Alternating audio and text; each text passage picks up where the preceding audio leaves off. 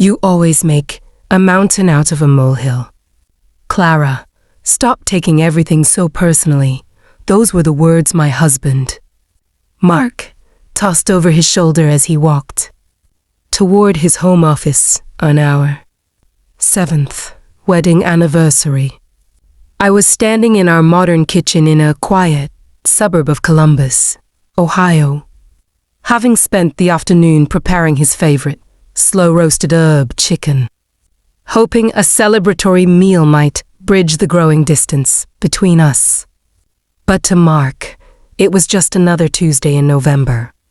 I'm Clara, 32 years old, a senior administrator at a large hospital, used to solving countless problems before noon.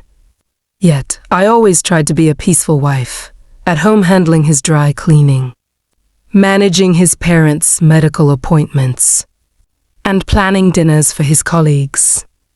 That night, when he called my feelings dramatic and embarrassing, something inside me went cold. I didn't argue or cry. I simply packed the food away and went to bed. The next morning, I stopped fighting, stopped complaining, and most importantly, stopped trying.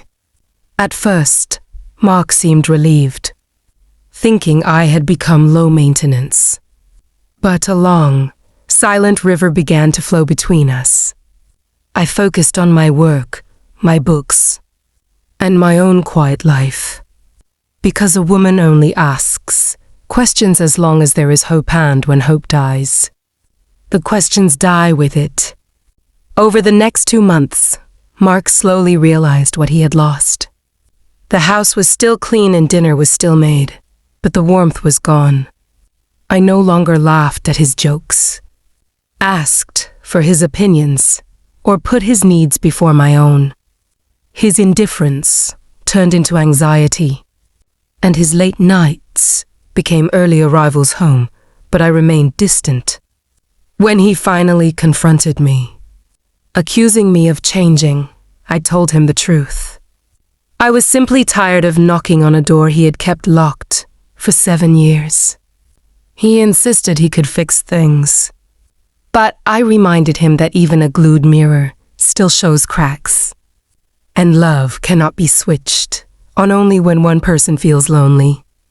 Watching him sit alone in the dark that night, I felt no urge to comfort him, and that was the clearest sign of all.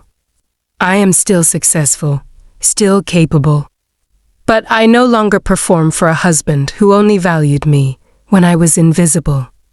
The flowers he brings now feel like wilted tributes to a marriage that died long ago. I have learned that love is only beautiful when it is shared equally. One-way love is a slow suicide, and I have finally chosen to live.